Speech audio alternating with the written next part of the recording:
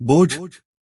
एक अजीब सा बोझ दिमाग में लिए अपने ऑफिस में सीट पर बैठा गहरी सोच में डूबा था। पिताजी को पैसे देने हैं, वो भी पूरे 500। महीना बीतता जा रहा था, पगार 120 रुपए थी। क्या करूं, कैसे करूं, कुछ भी समझ नहीं आ रहा था। दर्शना भी रोज पूछती, क्या बात है जी, बहुत परेशान से लग रहे हैं। जब से रमेश गया है तब से खोए खोए से रह रहे हैं। कुछ बात है तो मन में मत रखिए, बताएं। मैं भी आपकी धर्म पत्नी हूँ। मैं तो परेशान हो ही रहा हूँ, तुम्हें भी परेशानी में डालूं इसलिए नहीं बता रहा हूँ, मैंने दर्शना से कहा। जब तक अपनी बातें किसी दूसरे के साथ शेयर नहीं करेंगे तब तक परेशान ही रहेंगे। अगर मुझे नहीं बताना तो कोई बात नहीं, जफर भाई को बता दो। बात बताने से आपका भी मन हल्का होगा। बेशक मैं या जफर भाई कर कुछ भी न सकें, पर सलाह तो दे ही सकते हैं। आखिर जफर भाई को बुलवा लिया गया। सामने जफर भाई और दर्शना बैठ गए। बता भाई बालकिशन, क्या बात हो गई जो इतना परेशान चल रहा है? जफर भाई ने पूछा। छोटी बहन का रिश्ता तय हो गया है। ये तो खुशी की बात है, इसमें परेशान होने वाली बात तो कहीं भी नजर नहीं आ रही। जफर भाई बोले, भाई पहले पूरी बात तो सुन लीजिए। पिताजी ने 500 रुपए मंगवाए हैं। रोहतक में सब लोग ये सोच कर बैठे हैं कि बालकिशन को ऊपरी आमदनी भी हो रही होगी, तो बालकिशन इसमें उनका कसूर भी नहीं है। तुम इनकम टैक्स विभाग में लगे हो, ऊपरी आमदनी तो होती ही है। तुम्हारे यार दोस्त सब कमा रहे हैं, तुम न कमाओ तो ये तुम्हारी ही गलती मानी जाएगी। जफर भाई, गलती तो बेशक मेरी ही मानी जाएगी, पर क्या कभी ये सोचा है जो भगत सिंह, चंद्रशेखर आजाद, महात्मा गांधी जैसे महापुरुष इस देश को आजादी दिलाने में कुर्बान हो गए, उनकी आत्माओं को कितना दुख पहुँचेगा? जिन लोगों के लिए देश आजाद कराया वो ही लोग अपने देश के लोगों से टैक्स बचाने के नाम पर रिश्वत ले रहे हैं। मेरी तो आत्मा गवाही नहीं दे रही है कि मैं अपने ही देश के लोगों से टैक्स बचाने के नाम पर रिश्वत लूं। जिस टैक्स के रुपए से हमारे देश की तरक्की होनी है, जो देश अभी नया नया आजाद हुआ है, उस देश के साथ ये गद्दारी नहीं होगी कि जो पैसा देश को आगे बढ़ाने में खर्च होना चाहिए, उस पैसे को मैं अपनी बहन की शादी में खर्च करूं। बस इन्हीं बातों को सोचकर परेशान हूं।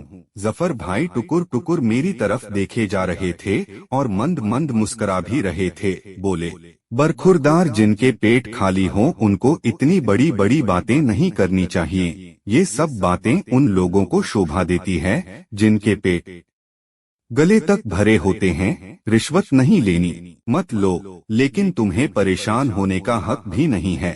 तुम्हारे साथ तुम्हारी बीबी भी है। अगर तुम्हें कुछ हो गया तो ये बेचारी कहाँ जाएगी? पिताजी को मना कर दो, कह दो मेरे पास पैसे नहीं हैं। बहन की शादी के लिए है दम। बालकिशन देशभक्ति के गीत गाने वाले रिश्ते नहीं निभा पाते। पैसा पैसा होता है, उस पर कहीं नहीं लिखा होता कि वो हराम का है या हलाल का। ये सब तुम्हारे मन का वहम है। सोचो, अगर जो तुम्हें टैक्स बचाने के लिए रिश्वत दे रहा है वो इस देश का नहीं है, क्या कहाँ गई उसकी देशभक्ति? तुम तो नहीं मांगने जा रहे हो उससे रिश्वत, तो फिर बेईमान कौन, तुम या वो? बालकिशन, ये सब बातें किताबों में ही अच्छी लगती हैं, हकीकत से इनका दूर दूर का वास्ता नहीं होता। खुद सोचो, अभी तो एक बहन की शादी के लिए इतना परेशान हो रहे हो, 2 बहनें और है तुम्हारी, उनकी भी शादी का टाइम बस आया ही समझो। कल को तुम्हारा अपना परिवार भी बढ़ेगा। इसलिए भाई बालकिशन, जिस राह पर तुम्हारे दोस्त चल रहे हैं उसी राह पर तुम भी चल दो। हाँ, ये बात गांठ बांध लो। लेना उतना ही जितना आटे में नमक। जफर भाई का इतना लंबा भाषण सुनकर दिमाग ने काम करना बंद कर दिया था। जफर भाई दर्शना से बोले, लाओ भाई चाय तो पिलवाओ, इसको समझाते समझाते हलक तक सूख गया है। अभी लाई भाई साहब। दर्शना उठकर चाय बनाने चली गई। हाँ भाई बालकिशन, कुछ बात घुसी मगज में या नहीं, या मैं ऐसे ही बकबक किए जा रहा हूँ? हाँ भाई साहब, आपकी बातों ने सोचने पर मजबूर तो कर दिया है। अगर परिवार पालना है तो आदर्शवादी विचारों से छुटकारा पाना ही होगा। चाय पीकर जफर भाई चले गए और मैं फिर गहरी सोच में डूब गया। आदमी कभी बेईमान नहीं बनना चाहता, उसकी मजबूरियां ही उसे बेईमान बनने पर मजबूर कर देती हैं।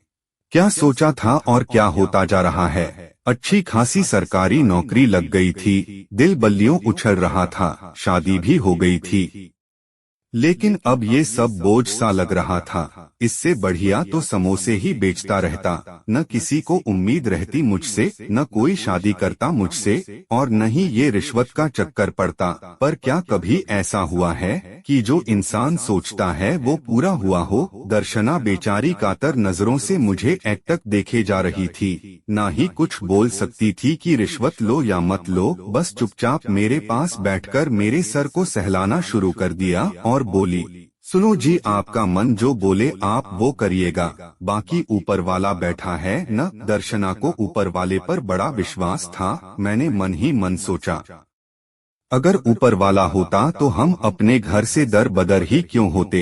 अगर ऊपर वाला होता तो लाखों लोग यूं ही नहीं मर कट जाते, और मरे कटे भी किस बात पर। ये मेरा देश वो तेरा देश, और इसी देश को अंग्रेजों से आजाद कराने के लिए इन्हीं दो कौम के लोगों ने कुर्बानियां दी थीं। इन्हीं बातों का बोझ अपने सीने पर लिए कब आंख लग गई पता ही नहीं चला।